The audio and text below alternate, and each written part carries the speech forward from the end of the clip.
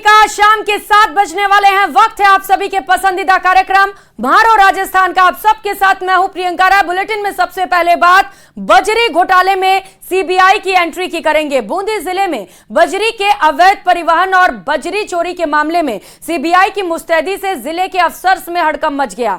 माना जा रहा है कि कई अफसर सीबीआई के रडार पर भी आ सकते हैं। उसी पर देखिए हमारी ये स्पेशल रिपोर्ट।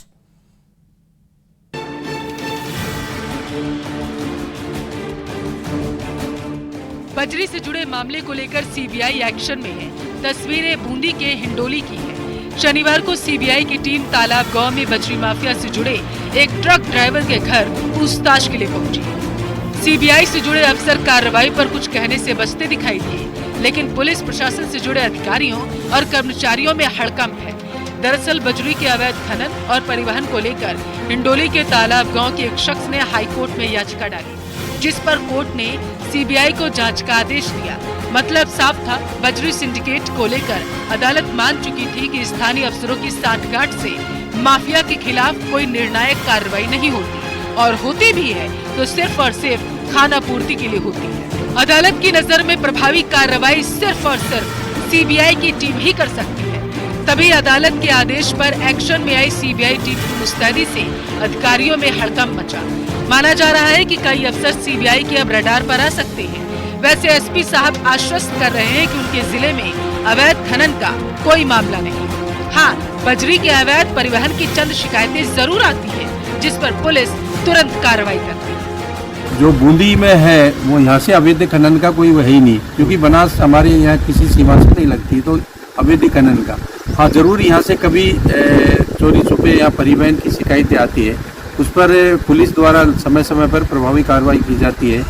जो माननीय न्यायालय के निर्देश थे उसके तहत भी हम भी वैसे भी है ना, जो समय समय पर यहाँ पे नाकाबंदी करते हैं। कुछ परमानेंट नाके भी यहाँ पे लगाए गए हैं। सभी एसएचओज को डायरेक्शन दिए हुए हैं कि किसी तरह का कोई अवैध खनन नहीं हो। एसपी साहब के दावे अपनी जगह, लेकिन सच यही कि बजरी के अवैध खनन और परिवहन के लिए बूंदी कुख्यात है। न्यूज़ 18 राजस्थान के लिए बूंदी से चैन सिंह की रिपोर्ट। और अब बात करेंगे एसीबी के जाल में कलेक्टर की। राजस्थान में दूसरे चरण का चुनाव खत्म होते ही कुछ ही घंटे बाद भ्रष्टाचार निरोधक ब्यूरो यानी कि एसीबी ने कलेक्टर के घर पर छापा मारा और कई घंटों तक तलाशी ली। आखिर पूरा मामला क्या था, इस रिपोर्ट में समझिए।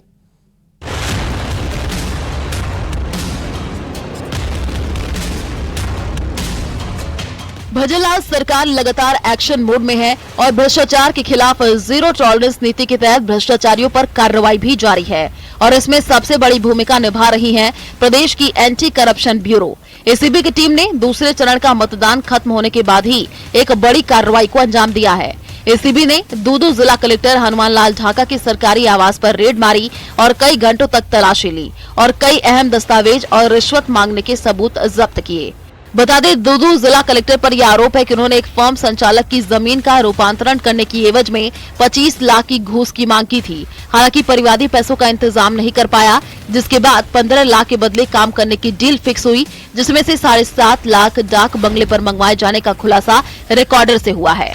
इस पूरे मामले में एक पटवारी की भी मिलीभगत मानी जा रही है, जिसको लेकर के एसीबी की दूसरी टीम ने पटवारी हंसराज के घर पर भी दबिश दी और सर्च की कार्रवाई की। आधी रात को शुरू हुई ये कार्रवाई शनिवार सुबह तक चली और यहाँ से भी एसीबी ने कई दस्तावेज जुटाए हैं। फिलहाल दूदू जिला कलेक्टर और पटवारी हंसराज दोनों से ही एसीबी की टीम पूछताछ कर रही है। ऐसे में इस मामले में और भी चौंकाने वाले खुलासे हो सकते हैं। Bureau report, news 18।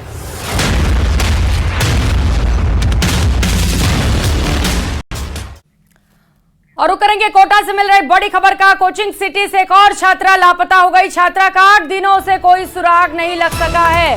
तो बड़ी खबर कोटा से इस वक्त की आपको बता रहे हैं, जहां पर एक और छात्रा लापता हो गई है। परिजनों ने 2 दिन पहले ही रिपोर्ट दर्ज कराई। पिछले 8 दिनों से छात्रा लापता है। यूपी के कुशीनगर की रहने वाली छात्रा बताई जा रही है, जो पिछले 8 दिनों से लापता है। तस्वीरें भी छात्रा के आपके टीवी स्क्रीन पर आप देख पा रहे हैं, जो 1 हफ्ते से ज्यादा वक्त से लापता है। 2 दिन पहले परिजनों की ओर से रिपोर्ट दर्ज कराई गई है, लेकिन अब तक छात्रा का कोई सुराग हाथ नहीं लगा, जिसे लेकर परिजन अब कोटा में डेरा डाले हुए हैं।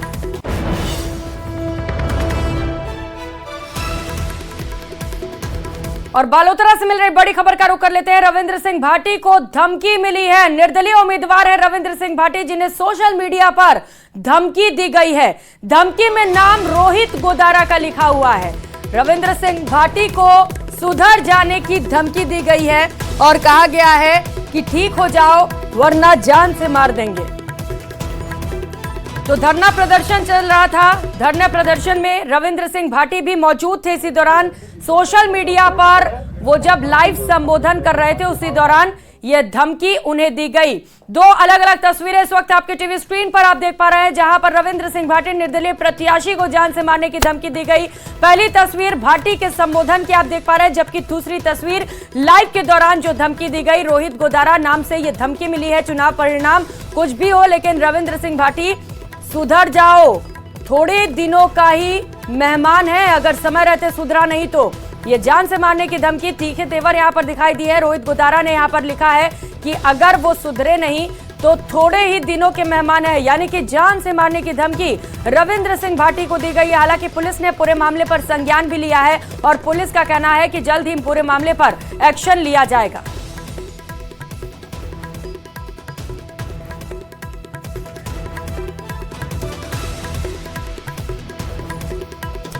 और अब बात करेंगे रविंद्र सिंह भाटी के हठ योग की। रविंद्र सिंह भाटी ने अपना धरना खत्म कर दिया है। रविंद्र भाटी बालोतरा में एसपी ऑफिस के बाहर 4 घंटे से धरने पर बैठे थे।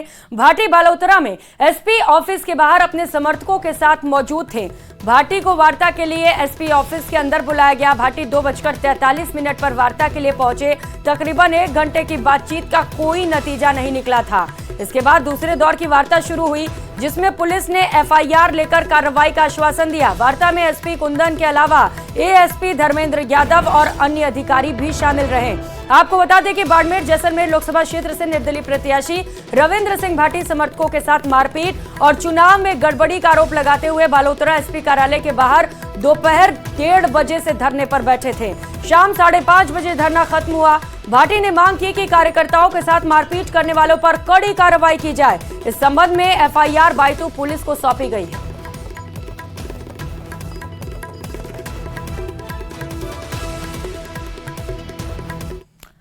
और खबरों में आगे बढ़ते हुए बात महासंग्राम 2024 की कर लेते हैं। प्रदेश में लोकसभा चुनाव के दोनों चरण शांतिपूर्ण तरीके से संपन्न हो चुके हैं और इसी को लेकर बीजेपी प्रदेशाध्यक्ष सीपी जोशी ने कहा कि गांव-गांव ढाणी-ढाणी में रहने वाले हर व्यक्ति के मन में 400 पार का नारा जम चुका है। प्रदेश की जनता ने फिर से पीएम मोदी और बीजेपी पर विश्वास जताया है। शेखावत ने और क्या कुछ कहा, सुनाते हैं। जो मैंने कहा था, दक्षिण में भी आज कश्मीर से लेकर कन्याकुमारी, अगस्त से लेकर मगध तक एक ही आवाज गुजरी है, अब की बार 400 पार। और साउथ में भी, दक्षिण में भी पहली बार प्रचंड बहुमत के साथ भाजपा जीते। और ये विश्वास देश की जनता का मोदी जी के प्रति इसलिए है कि उन्होंने 10 वर्षों में जो कहा उससे कई अधिक करके दिखाया। तो लोकसभा चुनाव में मतदान की प्रक्रिया के बाद भी राजनीतिक सरगर्मियां कम होती नजर नहीं आ रही। अगर बात करें जोधपुर की और भाजपा खेमे की, तो केंद्रीय जल शक्ति मंत्री गजेंद्र सिंह शेखावत चुनाव पूरे होने के बाद भी खूब व्यस्त नजर आ रहे हैं।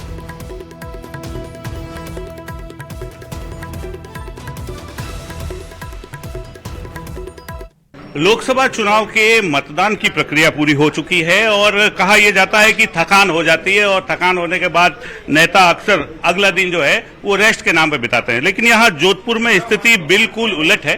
केंद्रीय जल शक्ति मंत्री और जोधपुर से प्रत्याशी भारतीय जनता पार्टी के गजेंद्र सिंह शेखावत आज भी भारतीय जनता पार्टी के जो मीडिया कार्यालय है वहां मौजूद है। बात करेंगे क्या कुछ दिनचर्या और क्या कुछ बदलाव आया है।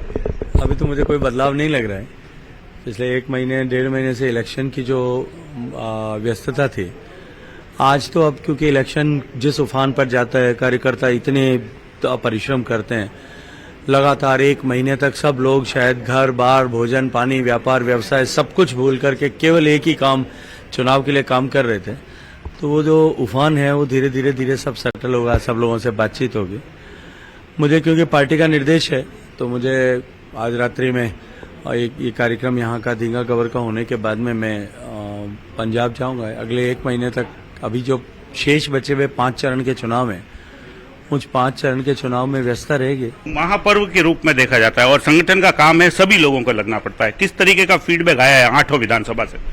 देखिए, मुझे लगता है कि ये तो आप लोगों को ज्यादा जो है धरातल से फीडबैक लेना चाहिए।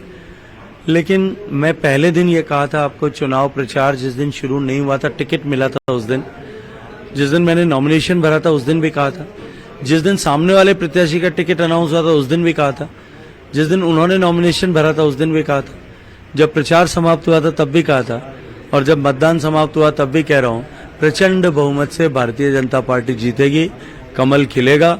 केवल जोधपुर में नहीं, 25 कमल खिलेंगे और 400 के पार जाएंगे। गजेंद्र सिंह शेखावत की ओर से भी यही किया गया है कि 25 की 25 सीटों पर कमल खिलने की तैयारी में है। जोधपुर से कैमरा पर्सन समीर खान के साथ रंजन दवे, न्यूज 18 राजस्थान। तो भले ही प्रदेश में लोकसभा चुनाव की गर्माहट कुछ कम हो गई हो, लेकिन बीकानेर की वर्षों पुरानी रेलवे फाटक की समस्या को लेकर एक बार फिर से कांग्रेस और बीजेपी में सियासी बवाल मच गया है। क्यों मचा है बवाल, इस रिपोर्ट में समझिए। रेल फाटक बंद होते ही थम जाता है शहर।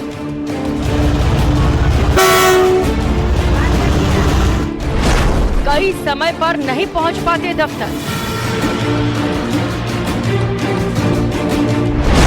तो किसी की परीक्षा जाती है छूट।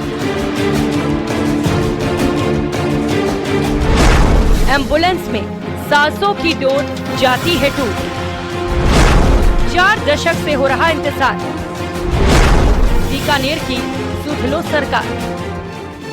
दिन का वक्त, रोजी रोटी की आपाधापी, तभी ट्रेन की आमद की इत्तला पर रेल फाटक बंद हो जाता है।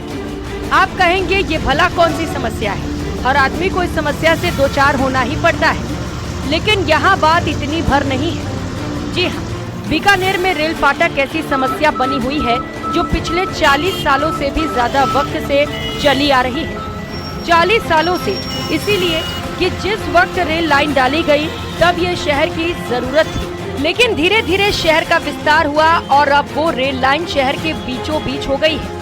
40 से 42 साल पहले इसके समाधान को लेकर चर्चा शुरू हुई, लेकिन आज भी ये चर्चा तक ही सीमित है। दरअसल शहर के परकोटे से बाहर कोर्ट गेट से निकलते ही 2 रेलवे लाइन है जो शहर को 2 भागों में बांटती है। दिन में करीब 56 बार रेलवे फाटक कभी मालगाड़ी तो कभी रेलगाड़ी गुजरने के चलते बंद होता है, जिससे शहर 2 भागों में बंटकर रुक सा जाता है। ये कई वर्षों से चली आ रही है समस्या, जिससे काफ़ी लोगों को परेशानी हो रही है। तो आगे मतलब किसी भी सरकार का आना हो, चाहे वो कांग्रेस हो चाहे बीजेपी हो, हमें लाभ होना चाहिए और समस्या का जल्द से जल्द समाधान होना चाहिए। दरअसल कोटगेट टीएम रोड बीकानेर का प्रमुख व्यवसायिक केंद्र है। शहर के प्रमुख बाजार के रूप में बीकानेर का ये 1 किलोमीटर क्षेत्र खरीदारी का केंद्र है। शहर के अंदरूनी क्षेत्र से मुख्य बाजार होते हुए कलेक्ट्रेट सहित तमाम सरकारी कार्यालय इस फाटक को पार करने के बाद ही आते हैं। फाटक बंद होने से कभी बच्चे परीक्षा देने नहीं पहुंच पाते, कभी कर्मचारी समय पर दफ्तर नहीं पहुंच पाते और कभी कभी तो एम्बुलेंस भी फंस जाती है। भीड़ जो है परवश हो गई है आम लोगों के लिए। इसका हल अब कोई निकलना चाहिए। जनता को कोई मतलब नहीं है, अंडरपास बने चाहे बाईपास बने चाहे ऊपर बने, इस फाटकों की समस्या से लोग निजात पाना चाहते हैं। इसको राजनीति से ऊपर उठ के आम जनता के लिए आवाज़ उठानी चाहिए नेताओं को, ताकि आम आदमी को राहत मिल सके। हर चुनाव में रेल फाटक मुद्दा रहता है। समस्या से निजात दिलाने के नाम पर वोट मांगे जाते हैं, लेकिन चुनाव निकलते ही नेता और पार्टियां इस मुद्दे को भूल जाती हैं। सत्ता गंवाने के बाद बीडी कल्ला एक बार फिर मुद्दे पर हमलावर है, लेकिन बीजेपी विधायक जेठानंद व्यास इसे गंभीरता से नहीं ले रहे। 4 महीने सरकार के आने के बाद इस पर कोई कार्रवाई नहीं हो रही है और कुछ लोग बिना अधिकार के अनधिकृत रूप से कहते हैं इसको ऐसा कर दो वैसा कर दो, एलिवेटेड रोड बनाओ, तो उसके लिए बजट तो दो। बिना बजट के कैसे बनेगा? सरकार बदली, मैं एमएलए बना तो बनते ही मैं इसको लेके कलेक्टर साहब से मिला, तत्काल जो कलेक्टर उनसे मिला। मैंने उनको कहा कि अगर अंडरपास बनता है तो मुझे कोई एतराज नहीं है, लेकिन जो समस्याएं सामने खड़ी है उनका मुझे हल बता दो। कांग्रेस रेल बाईपास की वकालत करती है तो बीजेपी एलिवेटेड रोड के पक्ष में तर्क गढ़ती है, लेकिन करता कोई कुछ नहीं। इसीलिए जनता ये मान चुकी है कि नीयत सही हो तो दोनों ही पार्टियां चुटकी बजाते समस्या का समाधान निकाल सकती हैं। पिछले लंबे समय से राजनीतिक दल इस मुद्दे को लेकर राजनीति कर रहे हैं, लेकिन आम जन को इससे कोई फायदा नहीं हो रहा है। देखने वाली बात अब यह होगी कि भाजपा और कांग्रेस में ठनी ये लड़ाई कब रुकती है और आम जन को कब तक इसका फायदा होता है। बीकानेर से न्यूज़ 18